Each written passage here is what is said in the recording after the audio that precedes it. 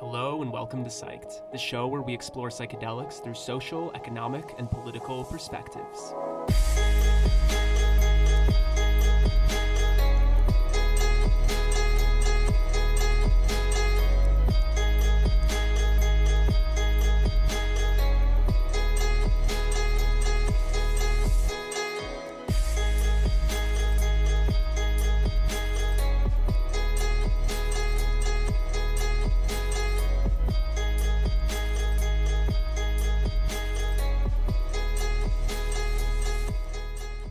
We have Danielle Negrin.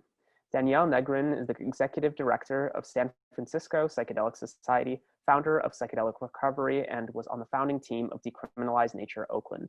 Danielle specializes in building conscious community, providing psychedelic education, addiction recovery services, and integration. Danielle believes in entheogens as a catalyst for change, sacred intentional practice, and the potential to make a better world possible for ourselves, our communities, and our Earth. Danielle, thank you so much for joining us and welcome to Psyched. Hi, and thank you for having me here today.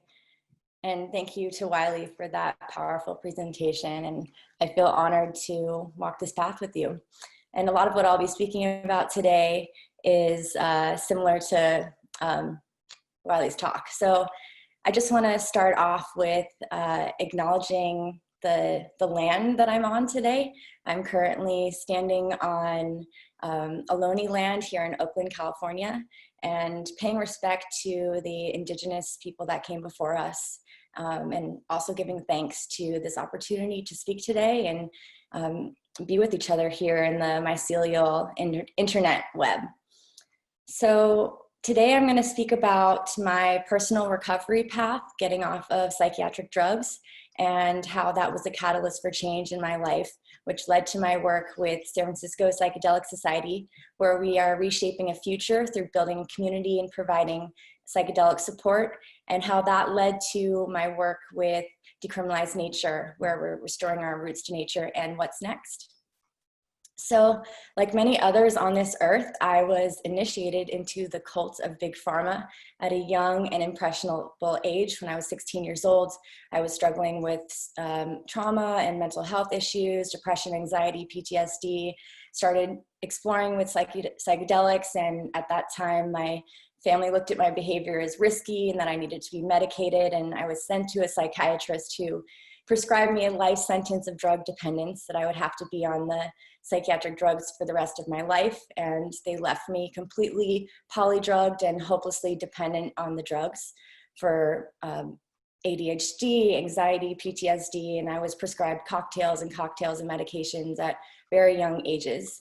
I was unable to function on or off the medication, and I became quickly addicted to street drugs as well as my way of coping in this world, and that was the reality that I knew for a very long time. Our nation's mental health is currently in decline. There are 78 to 100 million Americans that are dependent on psychiatric drugs. Suicide accounts for over 24% of deaths among 15 to 24-year-olds, and there is no off-ramp for pharmaceutical dependency. And as Wiley was talking about, the Western medicine does not offer holistic methods for recovery, and people are suffering, they're dying, and we are in the midst of a mental health crisis. And due to outdated prohibited laws, some of the greatest potential solutions used by our ancestors for thousands of years, were problems just like these. And as indigenous communities have known for centuries, and FDA-approved clinical trials are showing that psychedelics can be a very effective treatment for mental health and addiction. So after I became aware of the betrayal of the medical system and realized that the meds were actually my problem, I had been on them for 12 years and didn't have an escape route in sight, and I was always struggling. I was never feeling well. I gained this drive to heal myself and slowly titrated off all of the medication. I accessed my inner power, and it actually took me several years to withdraw off these psychiatric drugs. And none of the doctors told me how incredibly challenging it would be to come off of them. And they didn't provide me any mental health solutions to help me heal myself. And I really had to become my own healer. And the pharmaceutical drugs left me absolutely hopeless and in despair without any help. by the grace of spirit and a good friend, I had a friend that introduced me to ayahuasca, which snapped me out of this withdrawal that I was feeling from coming off these psychiatric drugs. For the first time in my life, I finally started experiencing a transformation out of addiction with psychedelics. I came home to myself. I healed my suicidal depression and chronic anxiety, and I started working diligently with this plant medicine. It wasn't just one experience that completely changed my life, and that's all I needed. I had to keep doing the integration work, working on myself through exercise and diet and being of service. The most powerful part of this recovery process has been about learning about targeted abstinence. And by that, I mean staying away from the drugs that are harmful to me, but allowing for healing medicines that are helpful for my recovery. And ayahuasca is an addiction interrupter, as well as ibogaine and iboga. They are hard work and not a quick fix. They produce introspection and reflection compared to pharmaceuticals that just numb us and have us escape. And through practicing this targeted abstinence, I've been able to sustain my recovery. The UDV, which is a legal church that works with ayahuasca, has used ayahuasca for decades to treat addiction and is respected as a rite of passage. The founder of the 12 Steps utilized LSD for his transformation, and it is not talked about in the 12-step program. It's actually step 0, but it is not included in the program. And we are currently breaking the mold of how we view addiction treatment and mental health treatment, and honoring the intelligence of every medicine. So what do we know about psychedelics as a treatment for addiction? What I've learned on this path is that psychedelics are a catalyst to change in addiction treatment. They're a tool, but you are the medicine. You are the one that can heal yourself. No one's going to be able to do that for you, or no substance can do it for you. The power of the psychedelic medicine can help us unlearn old patterns and establish a new sense of meaning in our lives. We embrace the power of change in our lives. We gratefully celebrate the promise and reality of change and reveal, aided by the psychedelic insight, minimally conditioned by limiting language, dogma, and labels. And that's the basis of the fellowship of my psychedelic recovery program, which I'll get into a little bit later. Psychedelic medicines can frequently provide a mystical experience of wholeness within ourselves, unity with one another, and connection to the earth that is revealed to our awareness. And these mystical experiences often speak to a relationship with the higher power, nature, spirit, or some sense of divinity within ourselves. And these experiences help us overcome the sense of insecurity and disconnection and meaninglessness that the addictions brought to our lives in the first place. So as I discovered through the connectivity I was experienced with psychedelics, I realized the most important part of this integration process is being of service in the community. Community is the most important part of my experience in the psychedelic world. So I started discovering the Psychedelic Society of San Francisco through volunteering, which provided me an opportunity of self-discovery and development after I felt broken and hopeless and despair from where the psychiatric drugs left me. And through this work, I'm able to give back for all the repairing the plants provided by being of service and supporting people. The San Francisco Psychedelic Society is the largest psychedelic society in the USA.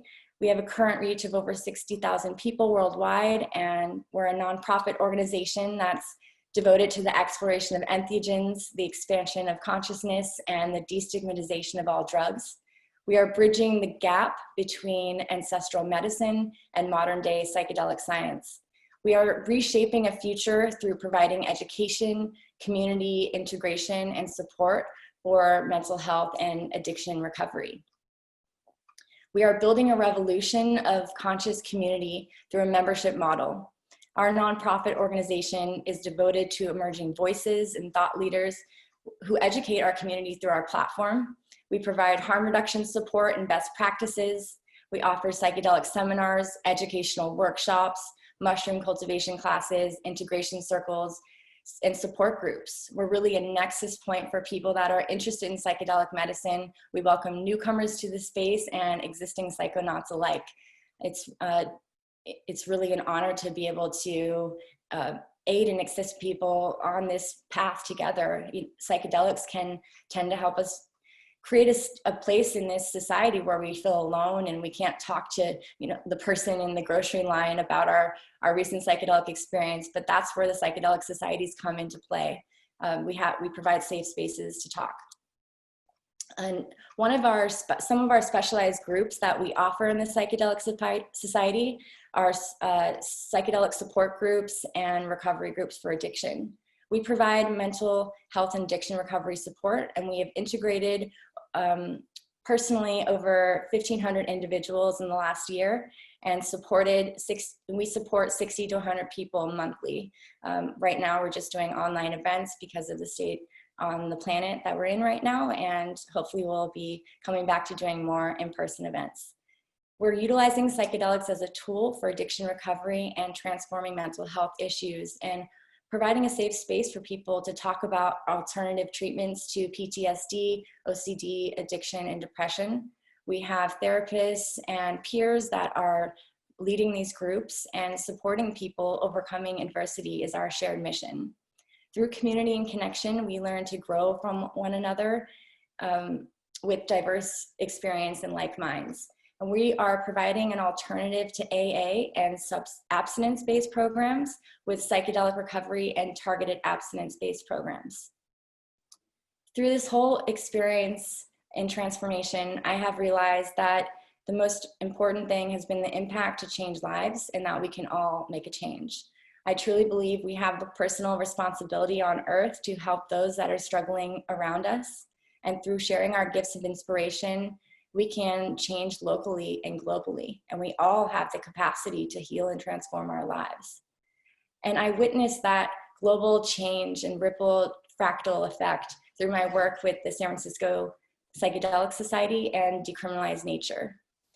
I was part of a group of individuals who wrote and passed a resolution on June 4th of last year.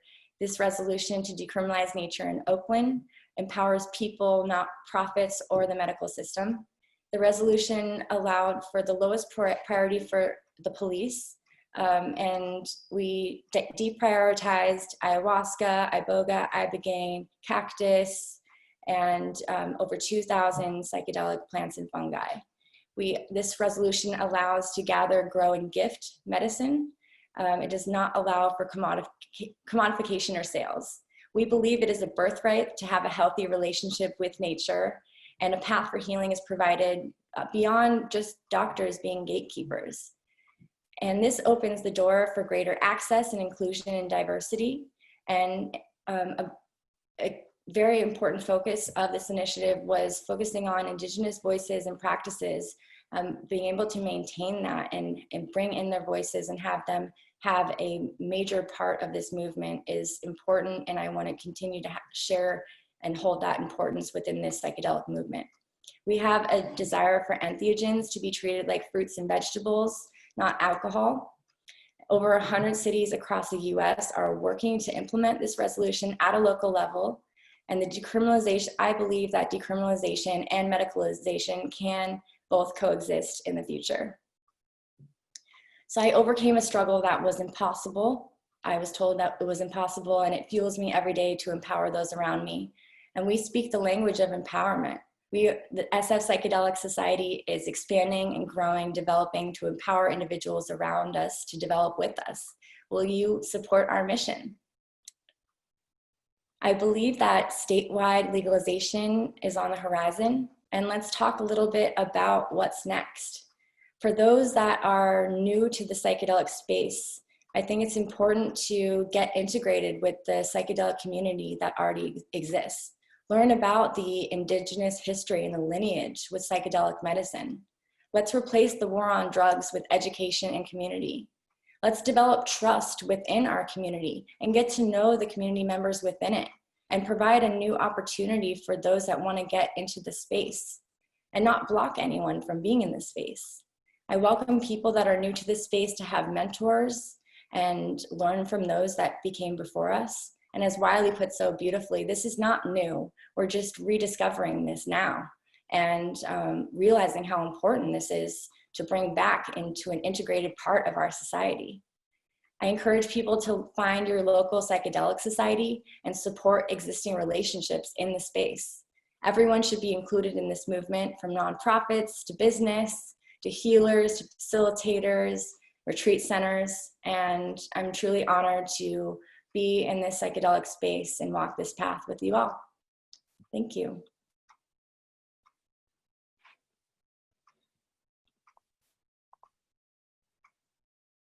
Hey, thank you so much for participating, Danielle. We really appreciated your stories and insights. I'd love to just start off by, we had a conversation a couple days ago with Brett Green asking, what are the lines that define the psychedelics community? What does it mean to be part of the psychedelics community and also to be an outsider? Is it a relationship with a compound? Is it having, had some sort of relationship with an organization in the space? What are the delineations of part of the community and not? That's a great question. Thank you. I think it's about participation. Whether it's online participation or in-person participation, and there's levels of participation. Either you attend an event and you're part of the community that way, or you're a volunteer and you're of service, or you're a practitioner in the space. But keep coming back to the community and honoring that reciprocity, the giving and the taking, and not just extracting from the community and bringing our gifts.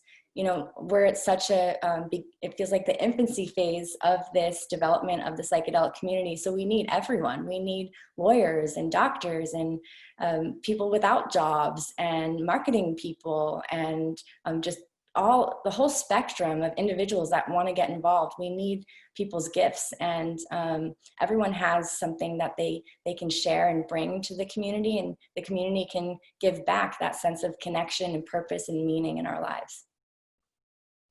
To extend off of that question, I would love to hear your thoughts on when an individual betrays the trust of the community or individuals within it. What does the process of either reintegrating or educating look like for that individual to once again be able to in some way align themselves with the efforts going on here, if that's something that they truly want to work towards?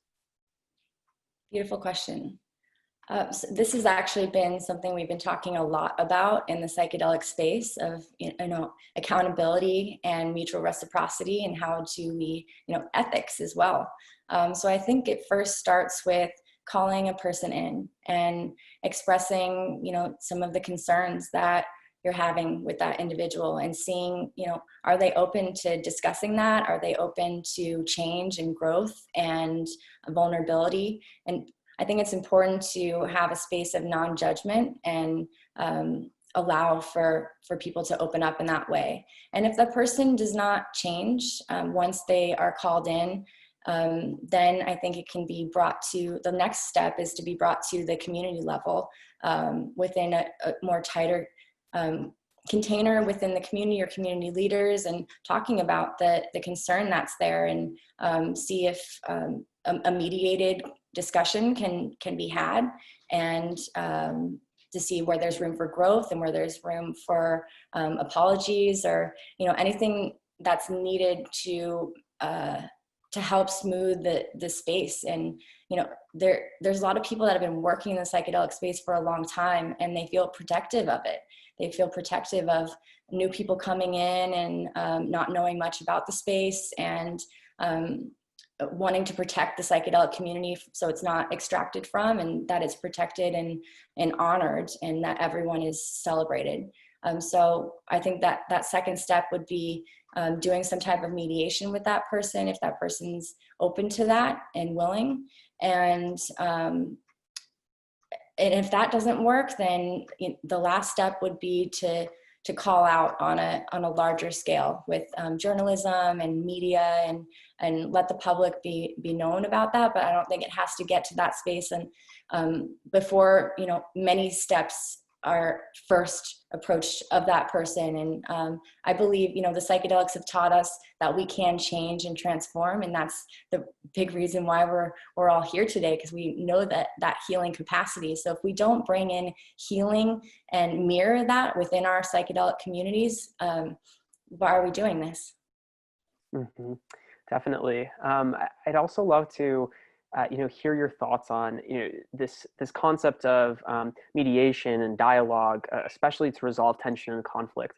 A lot of my time in advocacy was spent in the interfaith movement, where you're dealing with a lot of individuals who are coming in and might have tensions around different religious groups and might be talking to someone of a different religion for the first time. And there's a lot at stake in the conversation. And some of the research we did actually found that dialogue being the first point of entry might be harmful, because oftentimes people are coming in reaffirming their biases, seeking to reaffirm their biases.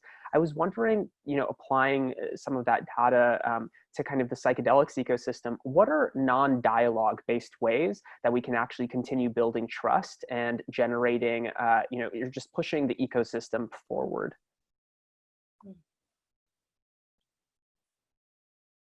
I think non-dialogue based ways is by, I guess a lot of it is dialogue, but it's going to take some time I remember when I was first new to the psychedelic space, people were like, who is that person? What is she doing here? And it took time, it took years to keep doing what I was doing and keep helping people without for people to start trusting me. And I feel like the work is in what we're doing to help the movement, help grow the movement, and actions speak louder than words. So if a person is in a state of conflict or wanting to get out of that, and talking might be harmful, and I am also honoring that a lot of people do come to psychedelics, including myself, from a state of trauma, and we all have our own traumas and history and lineage and backgrounds and baggage that we're bringing to the space. So I think through our acts of service and helping and guiding others, not necessarily directly speaking through words, can show our intentions and our impact, and can provide some healing as well. Mm-hmm. Definitely. Looking into the next 10 years, you've been a part of this movement for a bit of time now. Looking into the next 10 years, what do you feel like are going to be some of the biggest hurdles, the biggest obstacles that the psychedelic community will have to face as a whole to overcome? Great question, Mike. Something I'm seeing now is, well, first we have to overcome prohibition and the drug war. My work with Decriminalize Nature has been powerful, and we realize that there's a lot more work to do. There won't be a radical change in transformative justice with drug policy until all drugs are decriminalized. And that's on a global level. I really do see that being important. Because I think one of the biggest hurdles that we have is that we can't refer people to medicine guides or ceremonies. We can support people here in the US, but we're really limited on our capacity to refer people to healing medicine. There are ketamine clinics, and we'll hopefully see MDMA being legalized, which is wonderful. And I think there's definitely a place for people that want to have a facilitated session with a therapist or a doctor in that clinical setting. But there's also going to be people that don't necessarily want that clinical approach and want to be their own healers and access psychedelics on their own and grow their own medicine. And I think having a wide range of accessibility is something that we should focus on overcoming. And I'm supportive of legalization as well, whatever that looks like. I do think that within the psychedelic space, there's some fear around, big commercialization of psychedelics, and that taking away the spirit and intention of healing in the movement and helping people, and that the reverence and respect will be extracted from the medicine if it just becomes some big corporate commercialized space. So I'd like to preserve the indigenous wisdom and ancient technologies that we are all learning from here, and allow for the nonprofits and a more of a decriminalized model to coexist with legalization, medicalization. Mm-hmm. Yeah, thank you. So I spent some time contributing to the Psychedelic Society of Western New York, which is definitely not as big as the Psychedelic Society of San Francisco. But I'm sure that there are some parallels in terms of some of the issues that we face and some of the ways that we engage with the folks who come through. One of the questions that we ask ourselves oftentimes is, sometimes we see someone who's really, really struggling, from depression or PTSD, and we want to be able to help. But we find ourselves not really knowing, who to recommend to that individual. We can't really provide a specific person or healer who's working underground. Maybe we can refer them to clinical trials that are happening. What has been, the Psychedelic Society of SF's approach to being able to engage with folks who are really struggling, are seeking help, and the direction that they need? First, thank you for your work with the Western New York Psychedelic Society. I have a friend that's a part of that as well, my friend Matt. So I honor that work you're doing, and keep working with the Psychedelic Societies. It's really important work. And we get a lot of people that come to us in a challenged way, where they are struggling, like really, really struggling, and are in a state of despair and don't have answers or guidance. And that's probably the hardest part, is not having a cookie cutter path to show people, this is okay, this is where you go for your experience, and then this person's going to help with this ailment, and then you'll be integrated here. I wish that there was a distinct path like that, and we'll get there. But again, we have that hurdle of prohibition that's in our way. So a lot of times I do recommend people to go to ketamine clinics if there is a local ketamine clinic. And a lot of the ketamine clinics do help people that are also on psychiatric drugs, or with severe suicidal depression and ideation. I also think there's power in the group consciousness. A lot of times people come to our recovery groups or support groups in a really bad space, and someone else in the group, or many people in the group, will be like, I've been there. Let me share you my story and tell you what I did to heal myself. And you're not alone. You can get through this. And we can be that inspiration of hope and change, and mirror for each other, and equally support each other. And I'm seeing people coming back to my circle time and time after again, and they're getting better, and they have real friends in the community. And a lot of crowdsourcing happens in the community right now as our ways of learning how to access. And I think that the strength is in the community, and building a network where people can feel safe to keep coming back and fully be authentic in themselves in the process, and feel supported in that way. Beautiful. Well, Danielle, thank you so much for coming on. Such a joy to have you. Looking forward to talking more soon. Me too. And thank you for your work, and thank you for this beautiful conference. I hope you all have a wonderful day. Talk soon. Bye-bye. Awesome.